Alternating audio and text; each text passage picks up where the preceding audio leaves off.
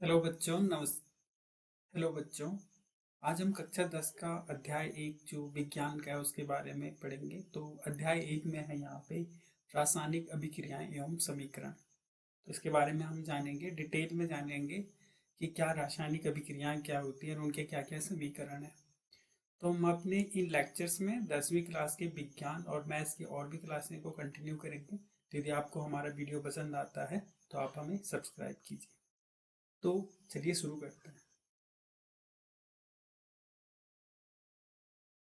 यहाँ पे लिखा है, आपने दैनिक जीवन में निम्नलिखित परिस्थितियों का ध्यान दीजिए और विचार कीजिए कि अब क्या होता है।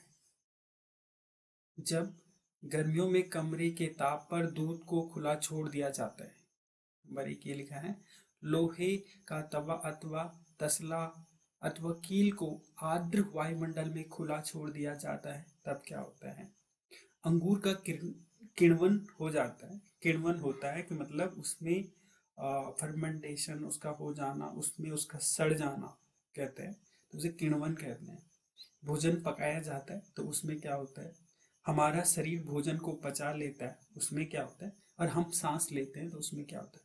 ये हमारे दैनिक जीवन की जो चीजें हैं इनमें क्या क्या होता है, तो इसके पीछे का जो भी साइंस है उसके बारे में हम जानेंगे। इन सभी परिस्थितियों में प्रारंभिक वस्तु की प्रकृति तथा पहचान कुछ न कुछ बदल जाती है। वास्तविक में होता क्या है कि जो भी ये चीजें हुई हैं इनमें प्रारंभिक वस्तु की प्रकृति तथा पहचान बदल जाती है। जैसे हमने खाना खाया, वो हमारे पेट में पच जाए, तो ये उसमें जो उसकी प्रारंभिक अवस्था थी उसमें परिवर्तन हो गया। पदार्थ के भौतिक तथा रासायनिक परिवर्तनों के बारे में हमने पिछली कक्षाओं में पढ़ चुके हैं। तो आपको यदि याद होगा तो आपने अपनी पिछली कक्षाओं में पदार्थ की भौतिक और रासायनिक परिवर्तन जो होते हैं उसमें जो बदलाव होते हैं उनके बारे में आपने पढ़ चुके हैं। जब कोई रासायनिक परिवर्तन होता है तो हम कह सकते हैं कि यह एक रासायनिक अभिक्रिया हुई है। अब दो तरीके के परिवर्तन होते हैं, भौतिक और रासायनिक। जब कोई परिवर्तन रासायनिक रूप में होता है तो उसे हम क्या कहते हैं, रासायनिक अभिक्रिया कहते हैं। यह रासायनिक परिवर्तन होता है तो ये कह सकते हैं कि यह एक रासायनिक अभिक्रिया है। आप शायद सोच रहे होंगे कि रासायनिक अभिक्रिया का वास्तविक अर्थ क्या है। तो हम कैसे जान सकते हैं कि कोई रासायनिक अभिक्रिया हुई है। इन प्रश्नों का उत्तर पाने के लिए आप कुछ क्रियाकलाप करते हैं। तो यहाँ पे क्रियाकलाप है, इसमें हम जानेंगे कि किस तरह से रासायनिक क्रिया होती है। इस क्रियाकलाप में शिक्षक के सहयोग से आवश्यक है कि सुरक्षा के लिए छात्र की आंखों पर चश्मा पहन लें। यदि आप कोई रासायनिक अभिक्रिया कर रहे हैं तो उसमें आपको सेफ्टी का बहुत ध्यान रखना है। आपको पता ही होगा कि कुछ रिएक्शन ऐसे होते हैं कि वो बहुत ही डेंजरस होते हैं, तो आप ये सुरक्षा जरूर कर लें। लगभग 3 से लेकर 4 सेंटीमीटर लंबे मैग्नीशियम रिबन का रेगमाल से रगड़कर साफ कर लीजिए। एक टुकड़ा लीजिए मैग्नीशियम रिबन का और उसको रेगमाल से साफ कर लीजिए। इसे चिमटे से पकड़ लीजिए। यहाँ पे ये देखो, ये टुकड़ा है और ये चिमटा जो फॉर्क है इससे पकड़ा हुआ है, मैग्नीशियम का ये टुकड़ा है। इसे चिमटे से पकड़ लीजिए और स्प्रिट लैंप व बर्नर से इसे दहन करिए तथा इससे बनी राख को वॉच ग्लास में इकट्ठा कर लीजिए। जैसा कि चित्र में ये वॉच ग्लास है, ये पोर्सिलिन का एक डब्बा होता है। यदि आप विज्ञान के स्टूडेंट हो तो शायद आपको इन चीज़ों के बारे में पता हो। ये स्प्रिट लैंप है, ये चिमटा है और यहाँ पे ये मैग्नीशियम का टुकड़ा यहाँ पे पकड़ा है, इसे जलाया जा रहा है। तो इसको जलाना है और इससे जलकर जो इसकी राख बनती है उसे इस डब्बे में इकट्ठा करना है, जिसे वॉच वॉच ग्लास कहते हैं। ये मैग्नीशियम ऑक्साइड है। ऑक्साइड मतलब मैग्नीशियम का ऑक्साइड का ये पदार्थ है। यहाँ पे ऑक्साइड बेसिकली होता है जब वो ऑक्सीजन से क्रिया करके कुछ बनता है, चाहे कोई भी धातु है, जब वो ऑक्सीजन के साथ क्रिया करती है तो उसका ऑक्साइड बन जाता है। आगे आप इसके बारे में बड़ी डिटेल से जानेंगे, तो अभी फिलहाल के लिए यहाँ पे इसी को इतना ही रहने देते हैं। आगे मैं कंटिन्यू करता हूँ। मैग्नीशियम रिबन का दहन करते समय आपने अपनी आंखों से यथासंभव दूर रखिए। जिस समय ये जला रहे हैं तो आपको इससे दूर रहना। आपने क्या परीक्षण किया, तो आपने क्या देखा यहाँ पे, मैग्नीशियम रिबन का वायु दहन करते समय मैग्नीशियम ऑक्साइड को वॉच में ग्लास में इकट्ठा करना। यहाँ पे ये इकट्ठा हो रहा है। आगे देखते हैं इसमें क्या होता है। आपने देखा कि चमकदार श्वेत लौ के साथ मैग्नीशियम रेबन का दहन होता है। यह श्वेत चूर्ण में परिवर्तित हो जाता है। यह मैग्नीशियम ऑक्साइड का चूर्ण है। वायु में उपस्थित ऑक्सीजन तथा मैग्नीशियम के बीच होने वाली अभिक्रिया के कारण यह बनता है। बेसिकली इसमें होता क्या है, जब हम उसे जलाते हैं तो इसमें चमकदार श्वेत लौ, जैसे हमने यदि साधारणतः कोई भी लौ देखी होती है तो वो उसमें लाल कलर थोड़ा होता है, तो इसमें ये श्वेत लौ के साथ जलता है। तो इससे हमें, और इसमें जो राख बनती है, इसमें वाइट कलर का जो चूर्ण होता है, इसे मैग्नीशियम ऑक्साइड, ये ऑक्साइड के कण होते हैं मैग्नीशियम के, ये बनता है। ये क्रियाकलाप यहाँ पे एक दूसरा है। तो ये भी एक तरीके के रासायनिक अभिक्रिया है जिसमें क्या होता है, मैग्नीशियम का ऑक्साइड बनना। यहाँ पे क्रियाकलाप दो में लिखे, एक परख नली में लेड सीसा होता है, नाइट्रेट को घोल लीजिए, लेड नाइट्रेट आपको मिल जाएगा, और इसे पोटेशियम आयोडाइड से साथ घोल दीजिए। आपने क्या परीक्षण करा, अभी देखते हैं। क्रियाकलाप 1.3 में एक शंकुकार फ्लास्क में परख नली में कुछ दानेदार जिंक लीजिए। आपको जिंक के कुछ टुकड़े लेने हैं। इसमें तनु हाइड्रोक्लोराइड अम्ल या सल्फ्यूरिक अम्ल मिलाना है। तनु मतलब होता है कि कंसंट्रेट से भी थोड़ा सा कम। आपको कंसंट्रेट नहीं बनाना, आपको तनु हाइड्रोक्लोराइड का अम्ल मिलाना है। अम्ल का इस्तेमाल सावधानी से कीजिए। जो हमारे ये एसिड होते हैं ये बहुत डेंजरस होते थे, जिस समय आप इनका उपयोग करें आप इनके लिए प्रिकॉशन जरूर करिए। क्या जस्ते के दानों के आसपास कुछ दिखाई दे रहा है? शंकुकार फ्लास्क या परख नली को स्पर्श कीजिए। क्या इसके तापमान में कोई परिवर्तन हो? तो आपको ये प्रैक्टिकल करना है इस तरीके से। ऊपर दिए गए कि तीनों क्रियाकलाप के आधार पर हम कह सकते हैं कि निम्न किसी परीक्षण की सहायता से हम निर्धारित कर सकते हैं कि यह एक रासायनिक अभिक्रिया हुई है। इसमें एक रासायनिक अभिक्रिया होती है। जब यहाँ पे देखते हैं तो यहाँ पे जो फ्लास्क का, जो उसका कांच का या टेस्ट ट्यूब का जो तापमान था वो बढ़ जाता है, क्योंकि उसके अंदर कुछ रासायनिक अभिक्रिया हो रही है। और यहाँ पे भी वो आपको उसका तापमान बढ़ा हुआ नजर आएगा। तो अवस्था में परिवर्तन, रंगों में परिवर्तन, गैस का निकास अथवा उत्सर्जन, तापमान में परिवर्तन, तो ये यदि चारों चीजें जैसे होती हैं तो हम कह सकते हैं इस समय कुछ रासायनिक अभिक्रिया हो रही है। जैसे अवस्था में परिवर्तन, उसकी अवस्था में परिवर्तन हो रहा है तो उसमें भी एक रासायनिक क्रिया हो रही है। रंग में परिवर्तन हो रहा है तो उसमें रासायनिक अभिक्रिया हो रही है। गैस का निकास हो रहा है, कोई गैस निकल रही है, आपको कोई स्मेल महसूस हो रही है तो उसमें कोई रासायनिक अभिक्रिया हो रही है। और तापमान यदि बढ़ रहा है या घट रहा है तो उसमें भी उस समय रासायनिक अभिक्रिया हो रही है। यदि आपने आसपास हो रहे परिवर्तन देखें तो पाएंगे कि हमारे चारों तरफ विविध प्रकार की रासायनिक अभिक्रिया हो रही हैं। इस अध्याय में हम विभिन्न प्रकार की रासायनिक अभिक्रियाओं और उनकी प्रतीकात्मक निरूपण का अध्ययन करेंगे। तो ये यहाँ पे देख रहे हैं कि ये आप ये क्रियाकलाप, ये शंकुकार फ्लास्क है, एक कांच की नली, एक कॉर्क है, और यहाँ पे आपने तनु सल्फ्यूरिक अम्ल यहाँ पे मिला है, ये जस्ता है, जिंक के टुकड़े हैं। तो इस तरीके से इसमें दानेदार जस्ते पर तनु सल्फ्यूरिक अम्ल की अभिक्रिया से हाइड्रोजन गैस का निर्माण होता है।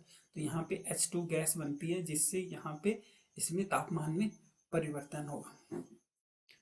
तो यहाँ पे सबसे पहले रासायनिक समीकरण। क्रियाकलाप 1 में विवरण में जब ऑक्सीजन की उपस्थिति में मैग्नीशियम रिबन का दहन होता है तब यह मैग्नीशियम ऑक्साइड में परिवर्तित होता है। क्या आप वाक्य के रूप में किसी रासायनिक अभिक्रिया का विवरण लंबा हो जाता है, इसे संक्षिप्त रूप से देख भी लिखा जा सकता है। इसे समीकरण का रूप में लिखना सबसे सरलतम विधि है। तो रासायनिक समीकरण क्या होती है, हम यदि हम पूरे क्रियाकलाप को हम जैसे यहाँ पे पहला वाला क्रियाकलाप एक था, उसको ये देखेंगे तो उसको लिखना बहुत ही लंबा पड़ जाएगा। तो उसे यदि हम समीकरण के रूप में लिखेंगे, हमने क्या क्या करा, उसके बाद क्या बना, तो उस चीज को हम कहते हैं रासायनिक समीकरण। यहाँ पे हमने सबसे पहले क्या करा था, मैग्नीशियम प्लस ऑक्सीजन को मिलाया और मैग्नीशियम का ऑक्साइड बना। मैग्नीशियम का धातु के टुकड़ा थे, जलाने पे हवा में जो ऑक्सीजन होते उससे उसने अभिक्रिया करी और मैग्नीशियम का ऑक्साइड बनाया। तो ये अभिकारक है। अभिकारक मतलब जो चीज़ें हमने मिलाई उसके बाद उत्पाद। तो अभिकारक हमेशा जो चीज़ें, जो भी पदार्थ हम मिलाते हैं उन्हें अभिकारक कहते हैं, और जो उनसे परिवर्तित पदार्थ बनता है रासायनिक क्रिया के कारण उसे उत्पाद कहते हैं। तो दो चीज़ें आपको यहाँ से क्लियर हो गई। मैग्नीशियम तथा ऑक्सीजन ऐसे पदार्थ हैं जिनमें रासायनिक परिवर्तन होता है, इन्हें अभिकारक कहते हैं। जिनमें, यहाँ से एक और भी लाइन क्लियर कर लीजिए कि जिनमें रासायनिक परिवर्तन होता है उसे अभिकारक कहते हैं। इस अभिक्रिया के नए पदार्थ मैग्नीशियम ऑक्साइड का निर्माण होता है तो इसे उत्पाद कहते हैं। तो उत्पाद और अभिकारक आप समझ गए होंगे। जब कोई क्रिया होने वाले पहले जो पदार्थ हैं उन्हें अभिकारक कहते हैं, और जब क्रिया हो चुकी और जब दूसरा पदार्थ बन गया हो तो उसे उत्पाद कहते हैं। शब्द समीकरण में अभिकारकों उत्पाद में परिवर्तन तथा उनके मध्य का एक तीर का निशान दिखाकर दर्शाया जाता है। अभिकारकों के बीच योग को प्लस के चिन्ह लगाकर उन्हें बीच लेफ्ट हैंड साइड लिखा जाता है। इसी प्रकार उत्पाद के बीच में प्लस का चिन्ह लगाकर उन्हें दाहिनी ओर साइड, राइट हैंड साइड लिखा जाता है। तीर का सिरा उत्पाद की ओर होता है तथा यह अभिक्रिया होने की दिशा को दर्शाता है। तो यहाँ पे यदि आप देखेंगे तो हमने यहाँ पे ये लेफ्ट हैंड साइड हो गया और यहाँ पे हमने प्लस का चिन्ह लगाया। हम मैग्नीशियम और ऑक्सीजन को मिलाया, उसके बाद यहाँ पे जो ये क्रिया इस तरफ को हुई और यहाँ पे मैग्नीशियम ऑक्साइड बना और ये उत्पाद हो गया। प्लस हम यहाँ पे लिख देंगे कि कोई गैस निकली होगी तो प्लस यहाँ पे गैस लिख देंगे।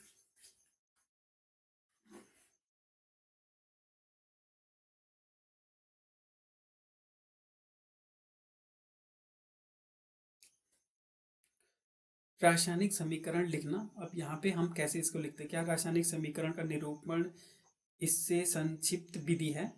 बिल्कुल, इसमें यह संक्षिप्त विधि है। शब्दों की जगह रासायनिक सूत्र का उपयोग करके रासायनिक समीकरणों के अधिक संक्षिप्त तथा उपयोगी बनाया जा सकता है। हम रासायनिक समीकरण तो समझ गए, हमने क्या क्या लिखा, फिर भी हम उसमें क्या करें, शब्दों की जगह वहाँ पे जैसे ये हमने यहाँ पे मैग्नीशियम लिखा है, यहाँ पे देखिए आप, यहाँ पे मैग्नीशियम है, ऑक्सीजन है, मैग्नीशियम ऑक्साइड है।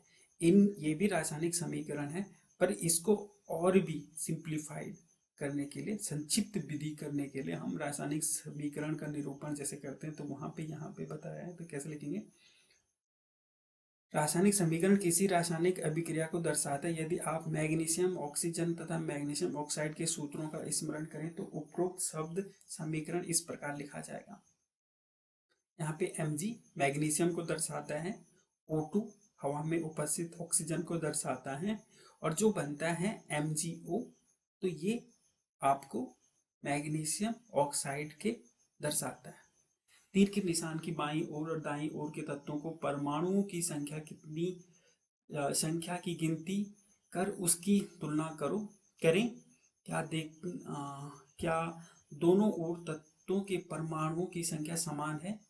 यदि है तो समीकरण संतुलित है, यदि नहीं तो समीकरण असंतुलित है, क्योंकि समीकरण दोनों ओर से द्रव्यमान बराबर नहीं है। किसी अभिक्रिया का ऐसा रासायनिक समीकरण ढांचा रासायनिक समीकरण कहलाता है। इस प्रकार मैग्नीशियम के वायु से जलने का ढांचा समीकरण है। तो यहाँ पे दूसरी चीज हम देखेंगे कि इनका द्रव्यमान यदि बराबर है, यहाँ पे हमने MgO और Mg, तो इनके मिलाने के लिए यहाँ पे कितने अणु ऑक्सीजन के हैं जो इसके साथ रिएक्शन करते हैं, तो यहाँ पे O2 और Mg, तो ये मिलकर यदि संतुलित है तो इस तरीके का ये बनेगा। संतुलित रासायनिक समीकरण का महत्व, आपको द्रव्यमान के संरक्षण का नियम स्मरण होगा जिसका आपने 9वीं कक्षा में अध्ययन किया था। किसी भी रासायनिक अभिक्रिया में द्रव्यमान का ना तो निर्माण होता है ना ही विनाश। जब हम कोई भी रासायनिक अभिक्रिया करेंगे तो उसमें जो द्रव्यमान है ना तो वो बनता है। सपोज किसी भी चीज का द्रव्यमान 1 किलो है और यदि हम उसमें रासायनिक समीकरण करते हैं तो ना तो उसका द्रव्यमान वहां पे बढ़ेगा और ना ही उसका द्रव्यमान कम होगा। तो वो किस तरीके से उसमें अंतर आएगा, अर्थात किसी भी रासायनिक अभिक्रिया के उत्पाद तत्वों का कुल द्रव्यमान अभिकारक तत्वों के कुल द्रव्यमान के बराबर होता है। हमारा उत्पाद, जितना द्रव्यमान हमारे उत्पाद का है उतना ही द्रव्यमान हमारे अभिकारक का है। तो इससे क्या कहते हैं, ये इस अवस्था में यदि कोई समीकरण आपको मिलती है तो उसे संतुलित समीकरण कहते हैं, रासायनिक संतुलित समीकरण। दोनों शब्दों में रासायनिक अभिक्रियाओं से पहले उसके पश्चात प्रत्येक तत्वों के परमाणुओं की संख्या समान रहती है, इसीलिए कंकाली समीकरण को संतुलित करना आवश्यक है। क्या रासायनिक समीकरण संतुलित है? आइए हम रासायनिक समीकरण के चरणबद्ध संतुलित करना सीखें। क्रियाकलाप ये है, यहाँ पे लिखा है। एक दूसरा समीकरण है, जिंक प्लस सल्फ्यूरिक अम्ल, जो बनेगा जिंक सल्फेट प्लस हाइड्रोजन। यहाँ पे उपरोक्त समीकरणों को हम कैसे लिख सकते हैं, ZnH2SO4 जो सल्फ्यूरिक अम्ल का सूत्र है, यहाँ पे जो बनता है ZnSO4 प्लस हाइड्रोजन के दो अणु यहाँ पे निकल जाते हैं। यहाँ H2 यहाँ से सेपरेट हो जाएगा, ZnSO4 इसके साथ जुड़ जाएगा और हाइड्रोजन गैस यहाँ से निकल जाएगी। आइए इस समीकरण को तीर के निशान से दोनों तरफ परमाणुओं की संख्या की तुलना करें। अब हम देखेंगे इसमें परमाणुओं की संख्या। सबसे पहले हमने लिया Zn एक साइड, अभिकारक परमाणुओं की संख्या लेफ्ट हैंड साइड, और उत्पाद परमाणुओं की संख्या। Zn का परमाणु की जो संख्या है उसमें 1 है, हाइड्रोजन की 2 है, सल्फ्यूरिक ये जो है सल्फर की वो 1 है, और ऑक्सीजन की 4 है। ठीक है। अब हमारे उत्पाद जो बना वहां पे क्या है कि एक हमारा वहां पे जिंक है, ये आप देखेंगे ऊपर, तो यहाँ पे ये जिंक है, 2 हमारे पास हाइड्रोजन के 2 हैं, सल्फर का 1 है, और 4 हमारे पास ऑक्सीजन के हैं। तो कितना हो रहा है, 3 1 4 और 4 8। यहाँ पे कितना हो रहा है, 3 1 4 और 4 8। तो इस समीकरण में तीर के निशान की दोनों तरफ प्रत्येक के परमाणु की संख्या समान है, इसीलिए यह संतुलन रासायनिक समीकरण है। तो यहाँ पे हमने यदि जो भी तत्वों जो जितने भी तत्व हमारे समीकरण में है उसके अभिकारकों के परमाणुओं की संख्या और उत्पाद के परमाणुओं की संख्या क्या है, बराबर है, तो ये समीकरण हमारा संतुलित समीकरण है। इसी प्रकार हम यदि इसका देखेंगे, FeH2O का बनेगा Fe3O4, और यहाँ पे भी हाइड्रोजन गैस हमारी निकल रही है। Fe3 के 3 मॉलिक्यूल निकलेंगे, ऑक्सीजन के साथ जो जुड़ेंगे, और इसके साथ हाइड्रोजन गैस निकलेगी। ये इसका रासायनिक समीकरण को संतुलित करने के लिए सबसे पहले प्रत्येक सूत्र के चारों बॉक्स बना लीजिए। आपको इस तरीके से बॉक्स बनाना है, जो भी जितने भी यहाँ पे अणु हैं और अभिकारक में है और उत्पाद में है। तो हम तत्व लिखेंगे, सबसे पहले Fe लिख देंगे, हाइड्रोजन लिख देंगे और ऑक्सीजन लिख देंगे। अभिकारक में परमाणुओं की संख्या कितनी है यहाँ पे, तो यहाँ पे देखिए Fe के 1 हैं, हाइड्रोजन के 2 हैं, और ऑक्सीजन का 1 है। हाइड्रोजन के नीचे 2 लिखा है तो इसका मतलब यहाँ पे इसके 2 संख्या परमाणु की। इसी प्रकार हमने उत्पाद में यदि लिखते हैं तो Fe के 3 है, यहाँ पे 3 लिखा है, ऑक्सीजन के 4 हैं, और हाइड्रोजन के हमारे पास 2 हैं। यदि हम इनको जोड़ेंगे तो ये कितना हो रहा है, 3 और 2 5 4 4 9, और यहाँ पे हम अभिकारक में यदि जोड़ेंगे 2 और 1 3 और 1 4, तो यहाँ पे 9 और 4। तो इसमें ये क्या है, असंतुलित समीकरण है। सुविधा के लिए सबसे पहले परमाणु वाले यौगिक से पहले संतुलित कीजिए, चाहे वह अभिकारक हो या उत्पाद। उस यौगिक के बारे में अधिक परमाणु वाले तत्व को चुनिए। इसके आधार पर Fe3O4 के लिए ऑक्सीजन तत्व को चुनते हैं। दाईं ओर ऑक्सीजन के 4 परमाणु, जबकि बाईं ओर केवल ऑक्सीजन परमाणु को संतुलित करने के लिए। तो यहाँ पे ये संतुलित कर रहे हैं, तो कैसे कर रहे हैं, यहाँ पे आप देखेंगे, यहाँ पे लिखा है H2O4, और यहाँ पे ऑक्सीजन के हैं 4 उत्पाद में। तो हम क्या करेंगे, इस ऑक्सीजन को संतुलित करने के लिए यहाँ पे H2O का O हमारे पास वहाँ पे 4 है, तो हम अभिकारक में 4 के साथ संतुलित करने के लिए 4 अणु इसके लेंगे, तो हम इसे 4 से गुणा कर लेंगे, तो 4H2O के मॉलिक्यूल हम मिलाएंगे और उत्पाद में हम इसको संतुलित करने के लिए क्या करेंगे कि 4 से जैसे ये करेंगे 4Fe3O4 में 4 उत्पाद बन जाए। यदि यह याद रखना आवश्यक है कि परमाणुओं की संख्या बराबर करने के लिए हम अभिक्रिया में शामिल तत्वों को यौगिक सूत्र को बदल नहीं सकते हैं। जैसे ऑक्सीजन परमाणु को संतुलित करने के लिए हम 4 गुणांक लगाकर 4H2O लिख सकते हैं, लेकिन H2O4 या H2O4 ऐसे नहीं लिख सकते, 4 गुणांक लिख सकते हैं। तो अब हम यहाँ पे क्या करेंगे, आंशिक रूप से संतुलित है, हमने यहाँ पे क्या करा Fe4H2O4, तो यहाँ पे बनेगा Fe3O4 प्लस H2 गैस निकलेगी। तो इस तरीके से ये संतुलित हो जाएगा, क्योंकि इसके ये 4 मॉलिक्यूल इसके साथ बैलेंस हो जाएंगे। आंशिक रूप से संतुलित समीकरण इस तरीके से होगा। अब आप इसके अभिकारक में उत्पादों के गिनेंगे तो किस तरीके की संतुलित समीकरण हो जाएगी।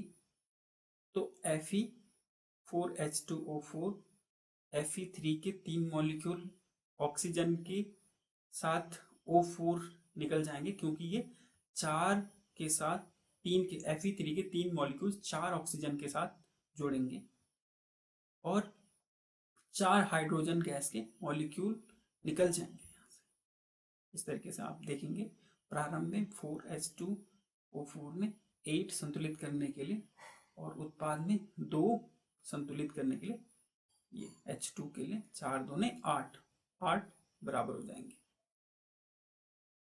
उत्पाद में ये आप देख रहे होंगे यहाँ पे H2 के लिए, अभिकारक में ये वाला पोर्शन इस वाले पोर्शन के लिए। तो ऊपर दिए गए समीकरण की जांच कीजिए तथा तीसरा तत्व चुन लीजिए जो अब तक असंतुलित है। अब है हमारे पास Fe के, यहाँ पे Fe के, तो ये Fe का जो है यहाँ पे 1 मॉलिक्यूल है और हमारे पास यहाँ पे Fe3 है, 3 मॉलिक्यूल है।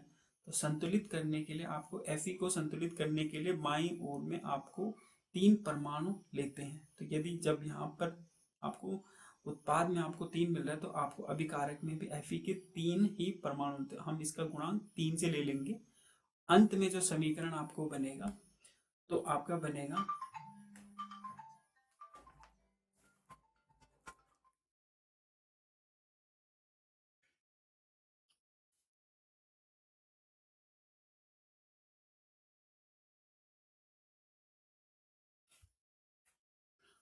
अंत में आपका जो समीकरण बनेगा वो इस तरीके से बनेगा, संतुलित समीकरण 3Fe प्लस 4H2O जो उत्पाद में बनाते हैं Fe3O4 प्लस 4H2। तो इस तरीके से यह पूरा संतुलित समीकरण हो गया। यदि आपको इस समीकरण में दोनों तत्वों के परमाणुओं की संख्या बराबर है अतः यह समीकरण अब संतुलित है। रासायनिक समीकरणों को संतुलित करने के लिए इस विधि को हिट एंड ट्रायल विधि कहते हैं। तो इस तरीके की विधि को हिट एंड ट्रायल विधि कहते हैं, क्योंकि इसमें सबसे छोटी पूर्णांक संख्या के गुणांक का उपयोग करके समीकरण को संतुलित करने का प्रयत्न करते हैं। तो एक बार मैं रिकॉल कर देता हूं आपको, यदि कंफ्यूजन होगा तो।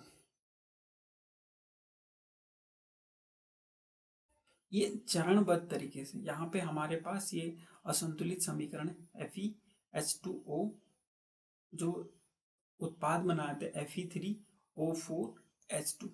सबसे पहले हम चरण 1 में जाएंगे तो हम क्या देखेंगे, सारे तत्व लिख देंगे। हमने यहाँ पे Fe का 1 है, यहाँ पे 2 हमारे पास हाइड्रोजन के हैं और 1 ऑक्सीजन का है। तो उत्पाद में हमारे पास क्या मिल रहा है, 3 हमारे पास Fe के मिल रहे हैं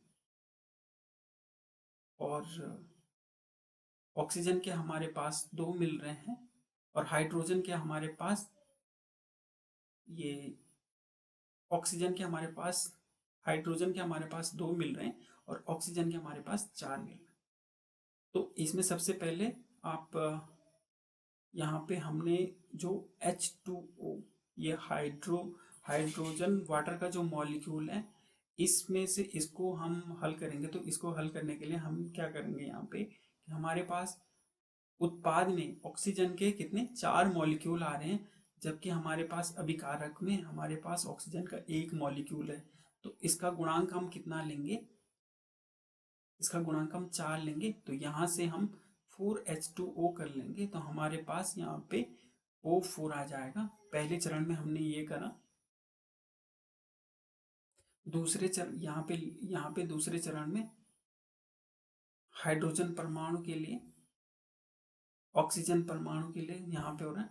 तो हाइड्रोजन के लिए हम क्या करेंगे, यहाँ पे हमारे पास H2 है, यहाँ पे 2 मॉलिक्यूल है, और यहाँ पे हमारे पास 4 H2 है। तो इसको संतुलित करने के लिए हम क्या करेंगे, यहाँ पे 4H2O में कितने मॉलिक्यूल बनते हैं, इसके 8 बन जाएंगे। H2 के 8 मॉलिक्यूल बनेंगे, और इसको यहाँ पे 8 करने के लिए हम क्या करेंगे, इसको 4 से गुणा करेंगे। तो यहाँ पे 4 आ जाएगा हमारा।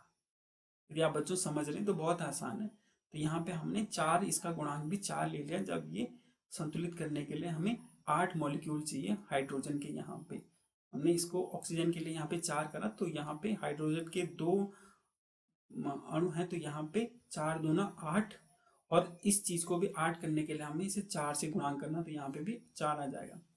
अगला परमाणु का ये है लोहा, जो आयरन Fe है, उसको करने के लिए, संतुलित करने के लिए, तो हमारे पास यहाँ पे आयरन का 1 ही मॉलिक्यूल है, और यहाँ पे जो हमारा उत्पाद में 3 मॉलिक्यूल है। तो इसको संतुलित करने के लिए आप 3 का गुणांक लेंगे, तो इससे ये 3 का गुणांक हो जाएगा, और ये आपका पूरा संतुलित समीकरण मिल जाएगा। तो इस तरीके से इसको हिट एंड ट्रायल विधि कहते हैं, और इसमें आप सारे समीकरण को संतुलित कर सकते हैं।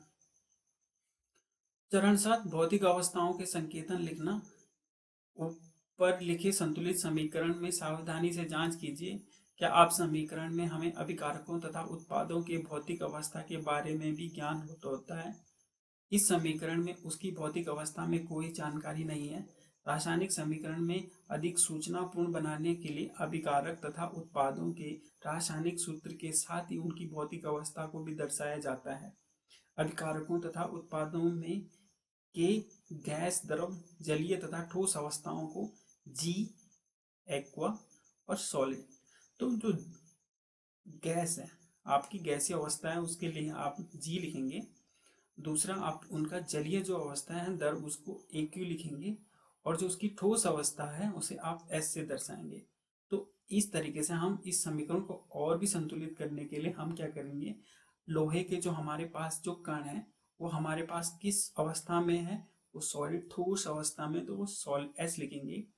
ये जो H2O4, ये जल का जो मॉलिक्यूल है, तो ये हमारे पास गैस अवस्था में है,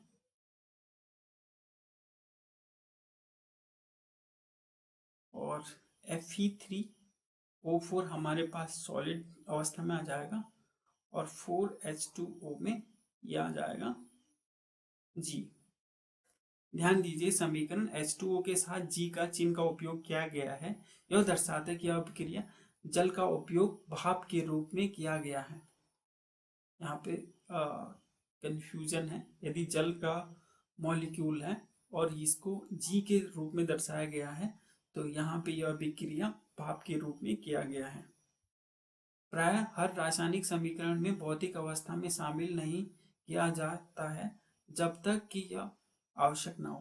तो इसकी भौतिक अवस्था को आप दर्शाने के लिए, जब तक यदि कोई आपको पूछा ना गया हो, तब तक आप इस चीज़ को दर्शाना इतना ज़रूरी नहीं है। पर आपको पता होना चाहिए कि हम किस अवस्था में जो मॉलिक्यूल है वो किस अवस्था में हम यूज़ कर रहे हैं, और जो उत्पाद भी हमारा जो बन रहा है तो किस अवस्था में बन रहा है। कभी कभी अभिक्रियाओं की परिस्थिति जैसे ताप, दाब, उत्प्रेरक आदि को भी तीर के निशान के ऊपर दर्शाया जाता है। तो उत्प्रेरक, ताप और दाब, ये सारी चीज़ें यहाँ पे जो यहाँ पे आप दर्शाते हैं उन्हें। और उत्प्रेरक क्या कहते हैं, ताप और दाब। किसी भी रासायनिक समीकरण में यदि हम बदलाव करना चाहते हैं उसकी रासायनिक क्रिया के समय को, जैसे कोई रासायनिक क्रिया कब होती है या उसमें परिवर्तन लाने के लिए हम बाहर से किसी भी चीज़ का उपयोग करेंगे, जैसे हमने ताप का कर दिया या दाब का कर दिया या कोई उत्प्रेरक उसमें मिला दिया, तो उससे क्या होती है, रासायनिक क्रिया में परिवर्तन हो जाता है। तो उस चीज़ को दर्शाने के लिए हम यहाँ पे उसको दर्शाते हैं। जैसे यहाँ पे 340 एटीएम लिखा है, तो यहाँ पे 340 एटमॉस्फेरिक प्रेशर के साथ ये क्रिया हो रही है। यहाँ पे सूर्य का प्रकाश लिया है और क्लोरोफिल लिया है, तो ये उत्प्रेरक में आ जाएगा, सूर्य का प्रकाश और क्लोरोफिल। तो यहाँ पे देखेंगे CO ये गैस के फॉर्म में, और इसके साथ हाइड्रोजन के 2 मॉलिक्यूल हम 340 एटमॉस्फेरिक प्रेशर पे मिलाएंगे तो ये बन जाता है CH3OH, इसको कहते हैं मेथेनॉल। CO कार्बोनेट होता है, गैस होती है, और इसके साथ हाइड्रोजन गैस को हम मिलाएंगे तो एटमॉस्फेरिक प्रेशर पे एक मेथेनॉल बन जाता है। इसमें कार्बन का 1 मॉलिक्यूल, हाइड्रोजन का 3 यहाँ पे हैं, 1 ऑक्सीजन का 1 हाइड्रोजन यहाँ पे, तो 4 हाइड्रोजन के 1 कार्बन के 1 ऑक्सीजन के। आगे आप विस्तृत रूप से इनके और भी रूप में देखेंगे। अभी यहाँ पे इतना ही मैं आपको संक्षिप्त कर लेता हूँ। यहाँ पे लिखा है CO2 कार्ब, ये AQ लिखा है, मतलब ये द्रव की फॉर्म में, न कि गैस में, ये द्रव की फॉर्म में एक CO2 जो है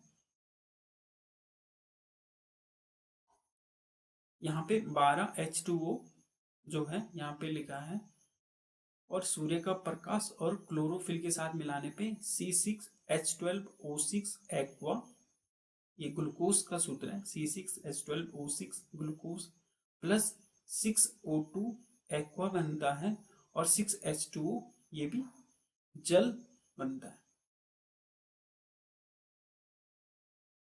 तो ये कुछ प्रश्न यहाँ पे दिए हैं। प्रश्न है, आप इनके शायद उत्तर आप दे पाए। वायु में जलने से पहले मैग्नीशियम रिबन को साफ क्यों किया जाता है?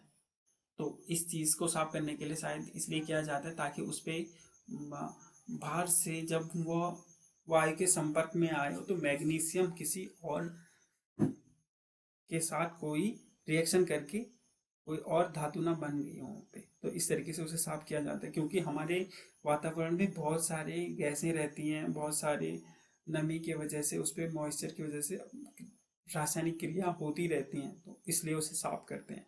निम्नलिखित रासायनिक अभिक्रिया में संतुलित समीकरण लिखिए। आपको हाइड्रोजन क्लोरीन और हाइड्रोजन क्लोराइड इस तरीके को समीकरण को सब करना है।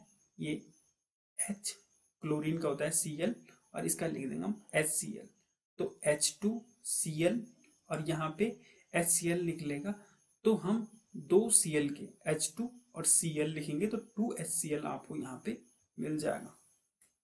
इसी तरह आपको बेरियम क्लोराइड एल्यूमिनियम सल्फेट से बेरियम सल्फेट और एल्यूमिनियम क्लोराइड बनाना है। ये सारी समीकरण आपको इसी चैप्टर में मिल जाएंगे। आपको जो आवर्त सारणी है वो आपको एक बार ध्यान रखनी है, हर एक तत्व के बारे में ध्यान रखना है, तो आपको बहुत आसानी होगी कि किस तरीके से समीकरण बनता है। सोडियम और जल और सोडियम हाइड्रोक्साइड प्लस हाइड्रोजन निकलेगा, NaH2O लिखते हैं, सोडियम का Na होता है, यहाँ पे H2O हो जाएगा, सोडियम हाइड्रोक्साइड यहाँ पे बन जाएगा NaOH, और यहाँ पे हाइड्रोजन गैस निकले जाए, H2 गैस निकल जाएगी, उसको आप सॉल्व कर लेंगे तो किस तरीके से हो जाएगा। निम्नलिखित अभिक्रियाओं में उनकी अवस्था के संकेत के संतुलित समीकरण लिखिए। तो आपको इनके संतुलित समीकरण लिख लें। जल में बोरियम क्लोराइड तथा सोडियम सल्फेट के विलयन की अभिक्रिया करके सोडियम क्लोराइड का विलयन तथा घुलनशील फेरियम सल्फेट को अवक्षेप बनाते हैं। तो आपको इसका बेरियम क्लोराइड आपको लेना है और सोडियम सल्फेट का विलयन लेना है। इसको क्रिया करा के आपको सोडियम क्लोराइड का विलयन तथा अघुलनशील बोरियम सल्फेट का अवक्षेप बनाना है।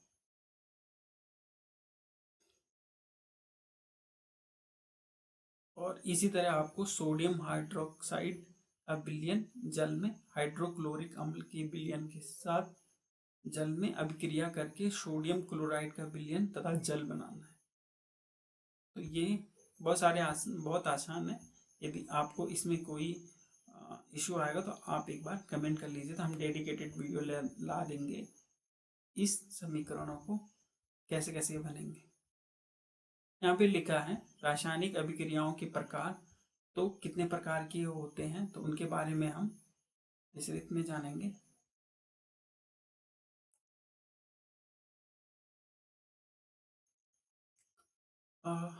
रासायनिक अभिक्रियाओं के प्रकार कक्षा 9 के अध्ययन कर चुके हैं। रासायनिक क्रिया समय किसी एक तत्व का परमाणु दूसरे तत्व के परमाणु में नहीं बदलता है, ना तो कोई परमाणु मिश्रण से बाहर जाता है और ना ही बाहर से मिश्रण में आता है।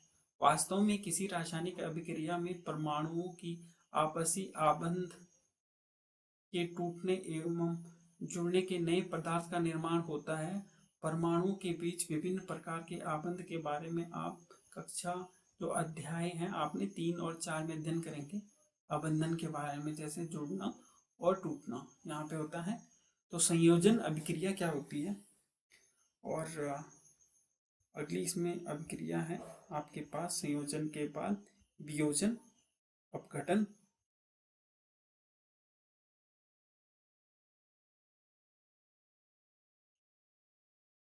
तो संयोजन और वियोजन आपको इनके दो के बारे में आप जानेंगे।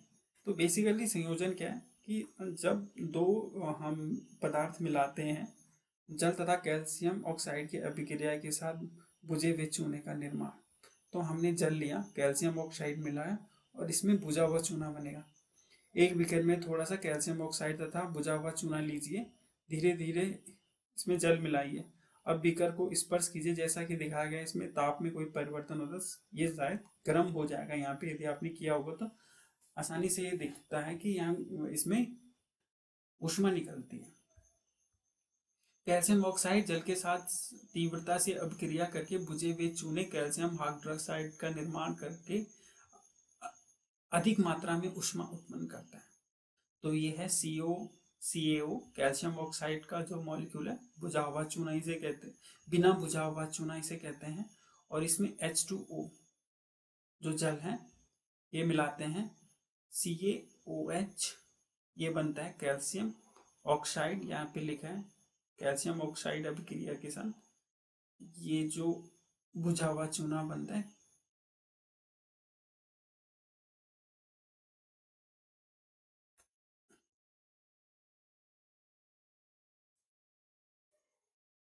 एक्वा, ये CaOH कैल्शियम हाइड्रोक्साइड बनता है, प्लस इसमें ऊष्मा निकलती है। इस अभिक्रिया में कैल्शियम ऑक्साइड तथा जल मिलकर एकल उत्पाद कैल्शियम हाइड्रोक्साइड बनाते हैं। ऐसी अभिक्रिया जिसमें दो या दो से अधिक अभिकारक मिलकर एकल उत्पाद का निर्माण करते हैं, इसे संयोजन अभिक्रिया कहते हैं। तो संयोजन अभिक्रिया का जो आपको इसकी परिभाषा लिखनी है, तो इसके लिए आप क्या लिख सकते हैं कि जब जब दो या दो से अधिक अभिकारक मिलकर एकल उत्पाद का निर्माण करते हैं, उसे संयोजन अभिक्रिया। यहाँ पे ये दोनों जुड़कर केवल एकल ये बुझा हुआ चूना एकल उत्पाद बना रहे हैं और साथ में ऊष्मा रिएक्शन के साथ निकल रही है। ऊपर की अभिक्रिया निर्मित बुझे हुए चूने के विलयन का उपयोग दीवारों में सफेदी करने के लिए किया जाता है। कैल्शियम हाइड्रोक्साइड वायु के उपस्थित कार्बन डाइऑक्साइड के साथ धीमी गति से अभिक्रिया करके दीवारों पर कैल्शियम कार्बोनेट की पतली परत बना देता है। सफेदी करके 2-3 दिन बाद कैल्शियम कार्बोनेट का निर्माण होता है और इसमें दीवार पर चमक आ जाती है। रोचक बात यह है कि संगमरमर का रासायनिक सूत्र भी CaCO3 है। ये लिखा है CO कैल्शियम कार्बोनेट ही है, ये लिखा है CaOH के दो मॉलिक्यूल कैल्शियम हाइड्रोक्साइड और CO2 जो गैस है उसको मिलाने से CaCO3 कैल्शियम, और यहाँ पे ये कार्बोनेट और जल निकल जाते हैं। तो कैल्शियम कार्बोनेट यहाँ पे बन जाएगा और ये जल आपके साथ अलग निकल जाएगा। तो संयोजन अभिक्रिया कुछ उदाहरण चर्चा करें तो आप इस तरीके से यहाँ पे देखेंगे, CnO2 मिलकर ये कार्बन और ऑक्सीजन के मिलकर CO2 बनाते हैं। तो ये क्या है, संयोजन हो रहा है यहाँ पे H और O मिलके H2O जल बनाता है। तो ये भी संयोजन के ये दो कारक हैं, यहाँ पे मिला रहे हैं, दो उत्पाद यहाँ पे मिला के एकल उत्पाद बनाते हैं। दो से दो अधिक, यहाँ पे आपने परिभाषा में भी देखा होगा, दो या दो से अधिक अभिकारक मिलाकर एकल उत्पाद। तो यहाँ पे हम देख रहे हैं कि दो अभिकारक हैं और एकल उत्पाद है। यहाँ पे भी दो अभिकारक हैं, एकल उत्पाद है। तो ये सारी क्रियाएं क्या हैं हमारे पास, ये लिखा है CH4 गैस है, मीथेन गैस है, ऑक्सीजन के दो मॉलिक्यूल के साथ CO2 गैस बना देती है। ये जल के साथ जो H2O ये गैस के साथ ऊष्मा बन जाता है। तो ये H2O गैस दिखाने का मतलब क्या है कि यहाँ पे भाप बन जाता है। तो इस तरीके से ये एकल उत्पाद यहाँ पे बना रहा होगा। यहाँ पे लिखा है, कुछ पढ़ लेते हैं इसके बारे में। यहाँ पे क्या लिखा, ऊष्माक्षेपी रासायनिक अभिक्रिया किसे कहते हैं। सरल शब्दों में कह सकते हैं कि जब दो या दो अधिक पदार्थ एकल तत्व का यौगिक संयोजन करके एकल उत्पाद का निर्माण करते हैं तो ऐसी अभिक्रिया को संयोजन अभिक्रिया कहते हैं। तो हम पहले ही क्लियर कर चुके हैं। यहाँ पे क्रियाकलाप में हमने देखा कि अधिक मात्रा में ऊष्मा उत्पन्न हुई जिससे अभिक्रिया मिश्रण गर्म हो जाता है, जिसे अभिक्रियाओं में उत्पाद के निर्माण के साथ साथ ऊष्मा भी उत्पन्न होती है, ऊष्माक्षेपी रासायनिक अभिक्रिया कहते हैं। ऊष्माक्षेपी अभिक्रियाओं में कुछ उदाहरण हैं, जैसे प्राकृतिक गैस का दहन। यहाँ पे कैसे वो हो रहा है, क्या आप जानते हैं कि श्वसन में ऊष्माक्षेपी अभिक्रियाएं हैं। तो हमारे श्वसन में तो ऊष्माक्षेपी अभिक्रियाएं हैं।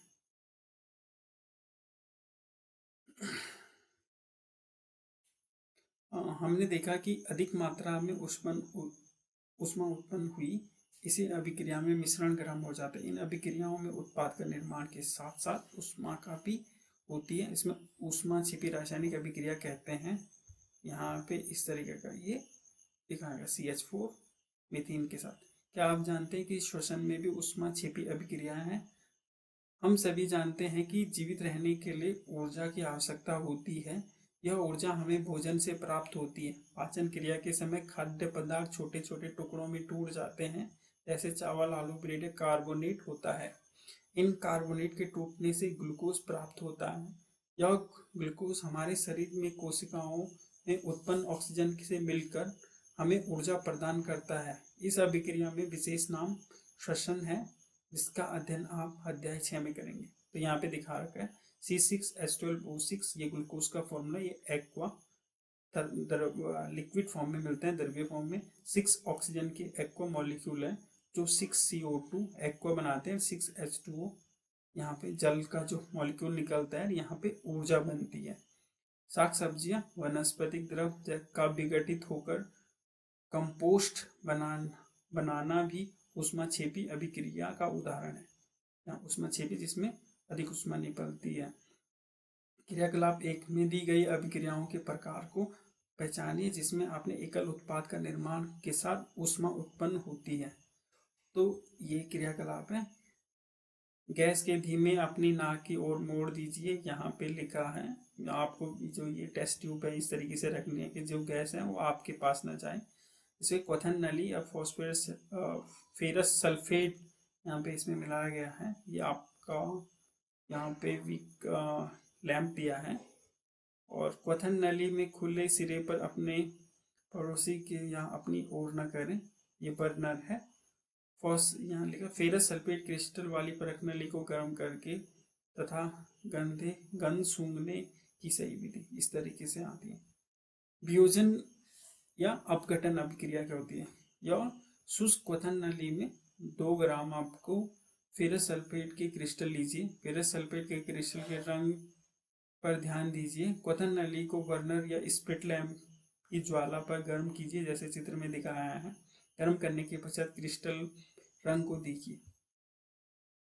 क्या आपने ध्यान दिया कि फेरस सल्फेट क्रिस्टल के हरे रंग में परिवर्तित हुआ है? सल्फर के दहन से उत्पन्न उस अभिलक्षणिक विशिष्ट गंध को आपने भी सूंघ सकते हैं। तो यहाँ पे ये फेरिक सल्फेट है, FeSO, दो मॉलिक्यूल Fe के SO4 प्लस यहाँ पे ऊष्मा यदि हम इसको गर्म करेंगे तो FeO3 फेरिक ऑक्साइड बन जाएगा, SO2 ये गैस निकल जाएगी, सल्फेट सल्फर डाइऑक्साइड, और यहाँ पे ये SO3 ये भी गैस यहाँ पे निकल जाएगी।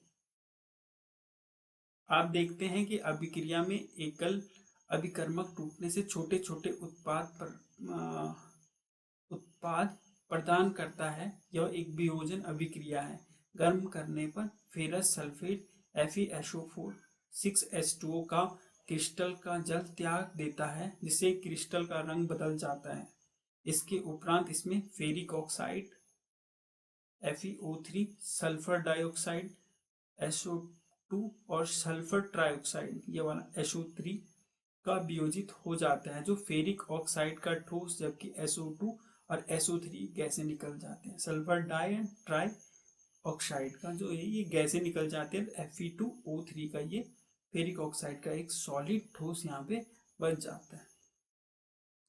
ऊष्मा देने पर कैल्शियम कार्बोनेट का कैल्शियम ऑक्साइड तथा कार्बन डाइऑक्साइड में वियोजन होता है। एक प्रमुख वियोजन अभिक्रिया है जिसका उपयोग विभिन्न उद्योगों में किया जाता है। कैल्शियम ऑक्साइड को चूना या बिना बुझा हुआ चूना कहते हैं।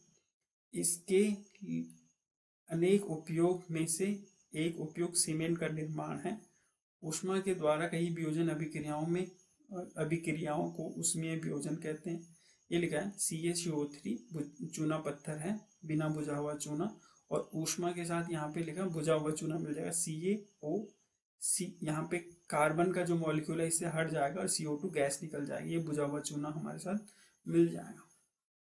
एक क्रियाकलाप दे रखा है ऊष्मीय वियोजन अभिक्रिया। एक अन्य उदाहरण यहाँ पे दे रखा है। यहाँ पे एक क्वथन नली में 2 ग्राम लेड नाइट्रेट का चूर्ण लीजिए, यहाँ पे जैसे लिया है। चिमटे से क्वथन नली को पकड़कर ज्वाला के ऊपर रखकर गर्म कीजिए। क्या आपने देखा कि कोई परिवर्तन हुआ? उसे नोट कीजिए। आप देखेंगे कि इससे भूरे रंग का धुआं उत्सर्जित होता है। यह नाइट्रोजन डाइऑक्साइड NO2 का धुआं है। तो NO2 का धुआं यहाँ से निकलेगा जो भूरे रंग का होगा। यह अभिक्रिया इस प्रकार होती है। 2PbNO3 के और इसके भी दो मॉलिक्यूल, NO3 के भी दो मॉलिक्यूल और लेड के भी दो मॉलिक्यूल, तो इसको बोलते हैं लेड नाइट्रेट। इसको हम गर्म करेंगे तो यहाँ पे तपन लिखा है और ये रिएक्शन बनेगा। दो मॉलिक्यूल निकलेंगे PbO के, ये सॉलिड फॉर्म में लेड ऑक्साइड का, और 4 मॉलिक्यूल निकलेंगे NO2 नाइट्रोजन डाइऑक्साइड गैस का, और यहाँ पे ऑक्सीजन अलग से गैस निकलेगी। तो यहाँ पे ये विघटन हुआ हमारे पास लेड ऑक्साइड में, नाइट्रोजन डाइऑक्साइड में और ऑक्सीजन में। और इससे यहाँ पे एक क्रियाकलाप और दे रखा है।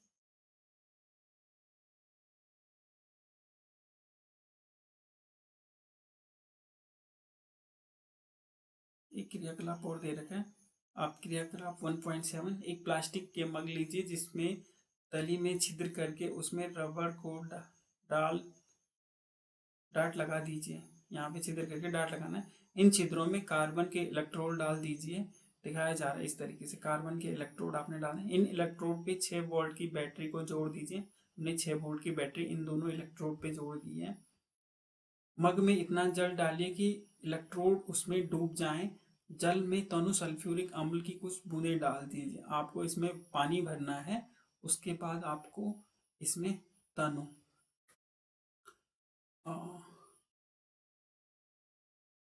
सल्फ्यूरिक एसिड कहाँ पे पढ़ रहे थे हम, यहाँ पे तनु सल्फ्यूरिक अम्ल की कुछ बूंदें डाल दीजिए। जल से भारी दो आशंकित परख नलियों को दोनों कार्बन इलेक्ट्रोड के ऊपर रखिए।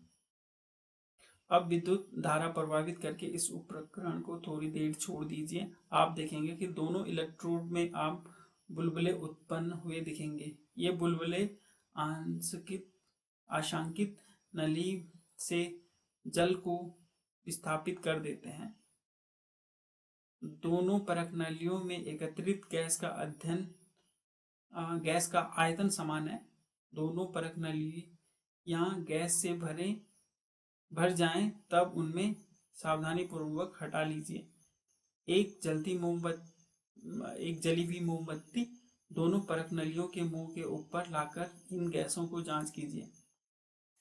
आपको सावधानी बरतते समय ये काम करना है। दोनों स्थितियों में क्या होता है, दोनों परख नलियों में कौन सी गैस उपस्थित है, तो यहाँ पे हम इसके बारे में जानेंगे। चाइना डिश में 2 ग्राम आपको सिल्वर क्लोराइड लीजिए इस तरीके से। इसका रंग क्या है, इसे चाइना डिश में थोड़ी देर तक सूर्य के प्रकाश में रख दीजिए। थोड़ी देर पश्चात सिल्वर क्लोराइड का रंग देखिए।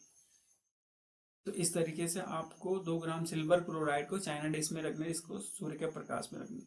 आप देखेंगे कि सूर्य प्रकाश में श्वेत रंग का सिल्वर क्लोराइड का दूसरा रंग हो जाता है। प्रकाश की उपस्थिति में सिल्वर क्लोराइड सिल्वर और क्लोरीन में वियोजित के कारण ऐसा होता है। यहाँ पे 2AgCl का जो मॉलिक्यूल है, आप खुले सूर्य के प्रकाश में रहेंगे तो 2Ag का जो सॉलिड बन जाएगा और क्लोरीन यहाँ पे गैस निकल जाएगी। सिल्वर ब्रोमाइड भी इसी प्रकार अभिक्रिया करता है। Ag यहाँ पे क्लोरीन की जगह आपके ब्रोमाइड बोरिन ले लेंगे। यहाँ पे सूर्य का प्रकाश में रहेंगे 2Ag सॉलिड निकल जाएगा। बोरिन के आपके 2 मॉलिक्यूल सेपरेट यहाँ से हो जाएंगे, जो गैस की फॉर्म में निकल जाएंगे। ऊपर दोनों अभिक्रियाओं में श्याम श्वेत फोटोग्राफी में किया जाता है। किसी भी प्रकार की ऊर्जा के कारण यह वियोजन अभिक्रिया होती है। हमने देखा वियोजन अभिक्रिया में अभिकारियों तोड़ने के लिए ऊष्मा, प्रकाश या विद्युत ऊर्जा का आवश्यकता होती है। जिन अभिक्रियाओं में ऊर्जा शोषित की जाती है इन्हें ऊष्मा से शोषी अभिक्रियाएं कहते हैं। तो यहाँ पे क्लियर है कि ये ऊष्माक्षेपी अभिक्रिया है। तो ऊष्माक्षेपी जिन अभिक्रियाओं में ऊर्जा अवशोषित होती है, मीन्स ये ऊर्जा को सोखते हैं, अवशोषित करते हैं, उन्हें ऊष्मा शोषी अभिक्रियाएं कहते हैं। जो ये ऊर्जा ले रहे हैं ये सूर्य के प्रकाश में, आपको जैसे भी हम सनलाइट में इन मॉलिक्यूल को रखते हैं तो यहाँ पे ये रासायनिक क्रिया के कारण अलग अलग हो जाते हैं। यहाँ पे क्लोरीन के साथ सेपरेट हो रहे हैं और यहाँ ये बोरिन के साथ सेपरेट हो रहे हैं।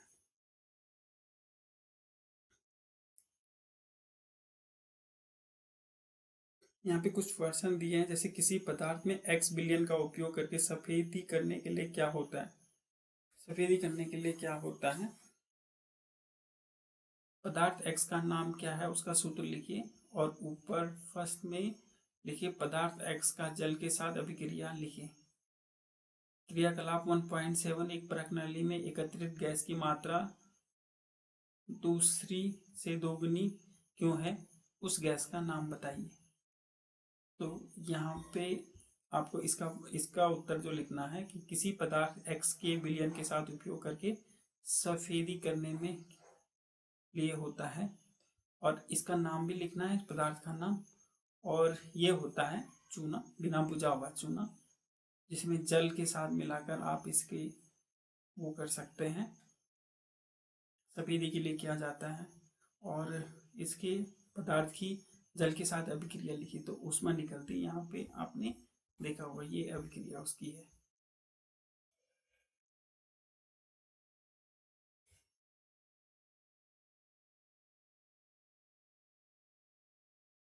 CaO बिना वाष्प बुझा चूना, कैल्शियम ऑक्साइड, और ये हाइड्रोजन के साथ जो H2O जल के साथ जो मिल रहा है ये बुझा हुआ चूना बन जाएगा। और इसका उपयोग सफेदी के लिए भी, ये संयोजन की अभिक्रिया है कैल्शियम ऑक्साइड, और इसके लिए सफेदी के लिए भी किया जाता है। और इसी से भी संगमरमर भी बनता है सफेदी के लिए करने के लिए, ये उसका हाइड्रोजन के साथ क्रिया है।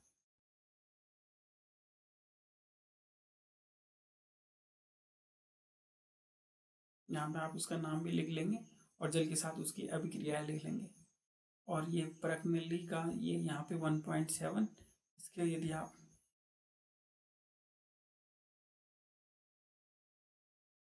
क्रियाकलाप 1.7 7 ये जल विद्युत अपघटन।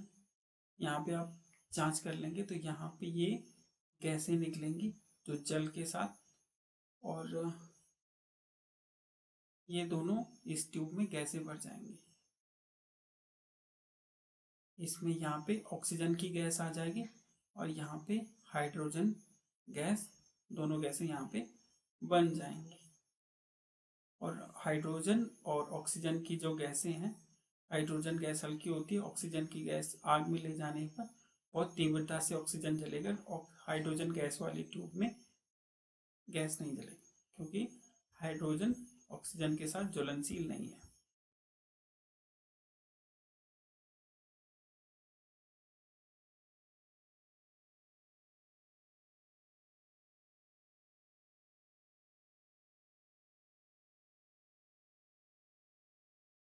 तो एक सारे पर्सन हमने क्लियर कर दिए हैं। यहाँ पे आपका विस्थापन अभिक्रिया जो 1.23, ये विस्थापन वाली अभिक्रिया है, तो इसे हम अपकमिंग अपने लेक्चर्स में क्लियर करेंगे।